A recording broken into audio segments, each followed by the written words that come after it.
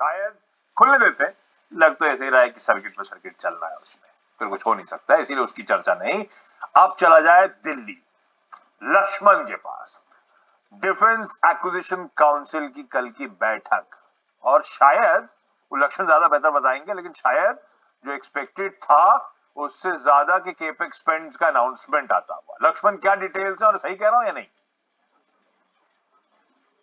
बिल्कुल आपने सही कहा। जो अपेक्षा की जा रही थी उससे ज्यादा के डिफेंस प्रोक्योरमेंट के प्रस्ताव को यहाँ पे मंजूरी मिली है। शुरुआती प्रस्ताव करीब 1,90,000 करोड़ के आसपास का था।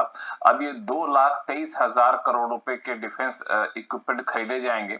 उसमें से 2,20,000 करोड़ रुपए के डिफेंस इक्विपमेंट सिर्फ और सिर्फ घरेलू कंपनियों से खरीदे जाएंगे।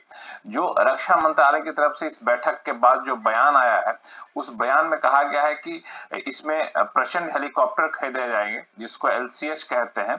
उसके अलावा एलसीए खरीदे जाएंगे जिसको तेजस कहते हैं। ये दोनों हेलीकॉप्टर खरीदे जाएंगे। एलसीए जो तेजस एयरफोर्स के लिए होता है, और ये जो दोनों हेलीकॉप्टर खरीदे जाएंगे, रक्षा मंत्रालय ने अपने बयान में कहा है कि दोनों हेलीकॉप्टर एचएएल से खरीदे जाएंगे, हिंदुस्तान एरोनॉटिक्स लिमिटेड से खरीदे जाएंगे।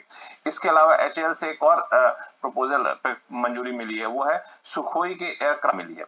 इस हालांकि रकम का जिक्र नहीं किया गया है किस हेलीकॉप्टर में कितना खर्च आएगा या कितना हेलीकॉप्टर खरीदा जाएगा, लेकिन प्रस्ताव जो था उसके तहत प्रचंड 156 खरीदे जाने थे और तेजस 97 खरीदे जाने थे, जिसकी कुल कीमत प्रचंड की तेजस की कुल कीमत 55,000 करोड़ रुपए थी।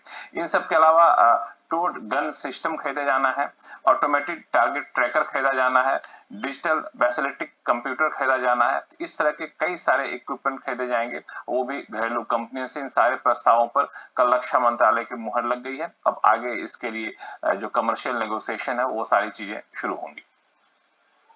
तो इसमें से दो तो clear cut winners, Hindustan aeronautics 2